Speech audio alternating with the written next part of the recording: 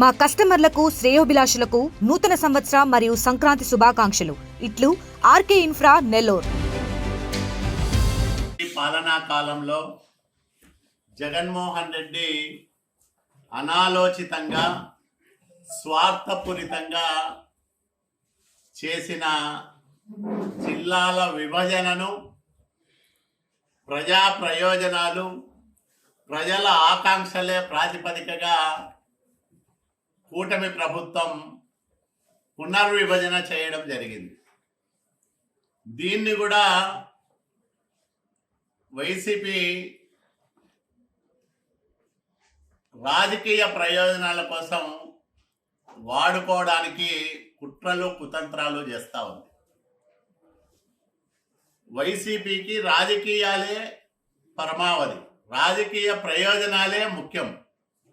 కానీ చంద్రబాబు నాయుడు గారికి లేదా కూటమి ప్రభుత్వానికి ప్రజలు ప్రజా ప్రయోజనాలే ప్రాధాన్యం. కాబట్టే ప్రజల ఆశలకు ఆకాంక్షలకు విలువనిస్తూ ప్రజల అభిప్రాయాలను పరిగణలోకి తీసుకొని చేసిన ఈ జిల్లాల పునర్విభజన పూర్తిగా ప్రజామోదంతో జరిగిందనే విషయాన్ని నేను గుర్తు చేస్తా ఉన్నా.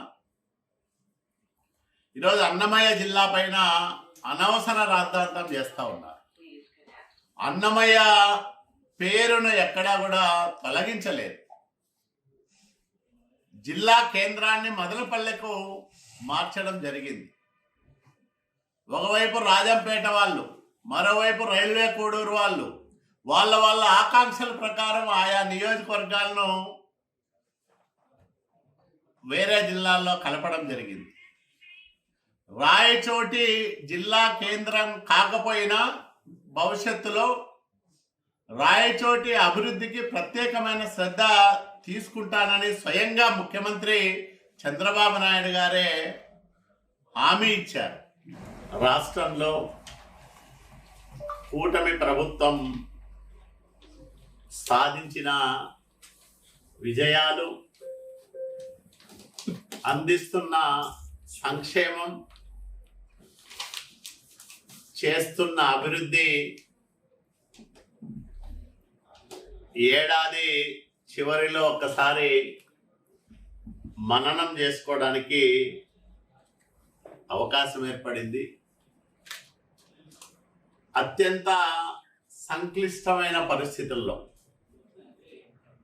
వెంటిలేటర్ పైన ఉన్న ఆర్థిక వ్యవస్థ, గాడి తప్పిన పాలనా యంత్రాంగం,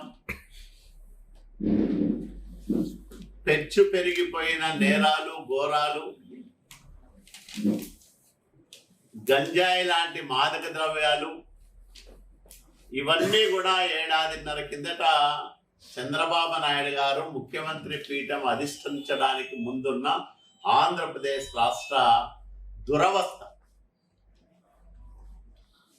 ఇట్లాంటి పరిస్థితుల్లో చంద్రబాబు నాయుడు గారు ముఖ్యమంత్రిగా బాధ్యతలు స్వీకరించిన తర్వాత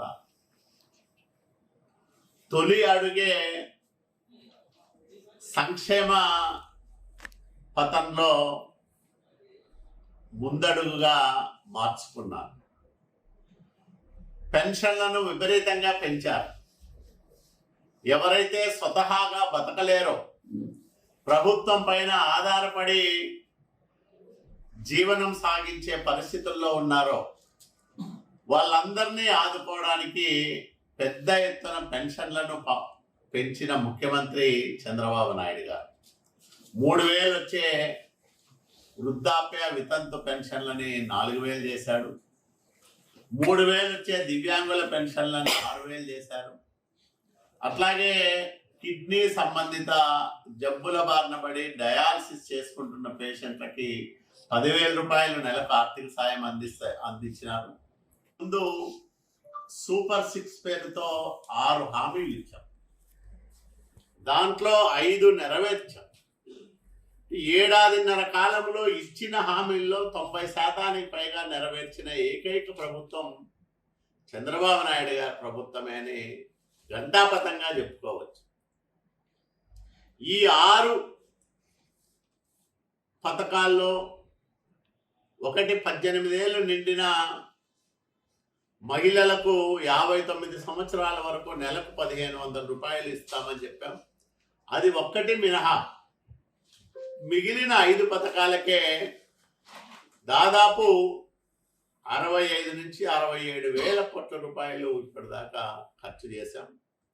మొత్తం మీద 171,055 కోట్ల రూపాయలు సంక్షేమానికి అంటే నేరుగా ఆర్థిక సహాయం అందించిన పథకాలకు ఖర్చు చేయడం జరిగింది. దీంట్లో 50,000 కోట్ల రూపాయల పెన్షన్లదైతే తల్లికి వందనం పేరుతో మేము దాదాపు 67,27,000 మంది పిల్లలకి ఇచ్చిన మొత్తం 10,090 కోట్ల రూపాయలు.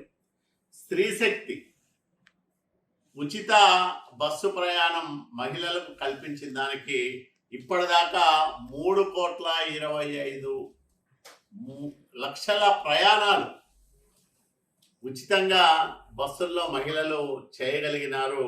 దానికైన ఖర్చు 1,144 కోట్ల రూపాయలు ప్రభుత్వం ఆర్టీసీకి చెల్లించిన విషయాన్ని కూడా మీకు అందరికీ నేను గుర్తు చేస్తాను. అట్లాగే అన్నదాత సుఖీభవ 46 లక్షల మందికి 6,310 కోట్ల రూపాయల డబ్బులు ఇప్పటికే వాళ్ళ ఖాతాల్లో 2 విడతల్లో చెల్లించాం. 3వ విడత త్వరలోనే చెల్లించబోతా ఉన్నాం. దీపం పథకం కింద నెలకు 3 గ్యాస్ సిలిండర్లు ప్రతి మహిళకు ఉచితంగా ఇస్తామన్నాం. ఇప్పటిదాకా 2 కోట్ల గ్యాస్ సిలిండర్లను మహిళలకు ఇవ్వడం ద్వారా 2,684 కోట్ల రూపాయలు ఖర్చు చేయడం జరిగింది. అలాగే మెగా డిఎస్ 15,941 మంది ఉపాధ్యాయ నియామకాలు చేశాం. మూతబడిన అన్నా క్యాంటీన్లను పునరుద్ధరించాం, తిరిగి ప్రారంభం చేశాం. పేదలకు కడుపు నిండా అన్నం పెట్టే కార్యక్రమానికి శ్రీకారం చుట్టాం. అట్లాగే వాహన మిత్ర పేరుతో డబ్బులు ఇస్తూ ఉన్నాం, ఆటో డ్రైవర్లకి డబ్బులు ఇస్తూ ఉన్నాం. ఇవన్నీ 71,000 కోట్ల రూపాయల డబ్బులని నేరుగా పేదలకు ఏడాదిన్నర కాలంలో అందించాం. వారిలో ఒక్కసారి మననం చేసుకోవడానికి అవకాశం ఏర్పడింది. అత్యంత సంక్లిష్టమైన పరిస్థితుల్లో వెంటిలేటర్ పైన ఉన్న ఆర్థిక వ్యవస్థ, గాడి తప్పిన పాలనా యంత్రాంగం, పెచ్చు పెరిగిపోయిన నేరాలు ఘోరాలు, గంజాయి లాంటి మాదక ద్రవ్యాలు, ఇవన్నీ కూడా ఏడాదిన్నర కిందట చంద్రబాబు నాయుడు గారు ముఖ్యమంత్రి పీఠం అధిష్ఠించడానికి ముందున్న ఆంధ్రప్రదేశ్ రాష్ట్ర దురవస్థ. ఇట్లాంటి పరిస్థితుల్లో చంద్రబాబు నాయుడు గారు ముఖ్యమంత్రిగా బాధ్యతలు స్వీకరించిన తర్వాత తొలి అడుగే సంక్షేమ పథంలో ముందడుగుగా మార్చుకున్నారు. పెన్షన్లను విపరీతంగా పెంచారు. ఎవరైతే స్వతహాగా బతకలేరో, ప్రభుత్వం పైన ఆధారపడి జీవనం సాగించే పరిస్థితుల్లో ఉన్నారో వాళ్ళందరినీ ఆదుకోవడానికి పెద్ద ఎత్తున పెన్షన్లను పెంచిన ముఖ్యమంత్రి చంద్రబాబు నాయుడు గారు. 3,000 వచ్చే వృద్ధాప్య వితంతు పెన్షన్లని 4,000 చేశాడు. 3,000 వచ్చే దివ్యాంగుల పెన్షన్లను 6,000 చేశాడు. అట్లాగే కిడ్నీ సంబంధిత జబ్బుల బారిన పడి డయాలసిస్ చేసుకుంటున్న పేషెంట్లకి 10,000 రూపాయలు నెలకు ఆర్థిక సాయం అందించినారు. ఇంకా కదలలేని పరిస్థితుల్లో మంచానికే పరిమితమై ఉన్న వ్యక్తులను ఆ కుటుంబం పోషించుకోవడానికి 15,000 రూపాయలు కూడా అందిస్తూ ఉన్నారు. ఇది సంక్షేమ రంగంలో గొప్ప విప్లవం అని మనం చెప్పాలి. ఇంత పెద్ద ఎత్తున ప్రభుత్వం ప్రతి నెల సహాయం చేయడం అనేది చాలా గొప్ప విషయం. దీనికోసమే 2,650 కోట్ల రూపాయలు మేము ఖర్చు పెడతా ఉన్నాం ప్రతి నెల. ఇప్పటికే 50,000 కోట్ల రూపాయలు ఈ ఏడాదిన్నర కాలంలో ఖర్చు పెట్టాం. దాదాపు ప్రతి సంవత్సరము 33,000 కోట్ల రూపాయల పైగా ఒక్క సామాజిక పెన్షన్లకే ఖర్చు చేస్తున్న గొప్ప దయార్ద్ర హృదయం కలిగిన ప్రభుత్వం చంద్రబాబు నాయుడు గారి నాయకత్వం. Local to global news at your fingertips. మీ చేతిలో ఒక ఆయుధం. Download Raw TV app.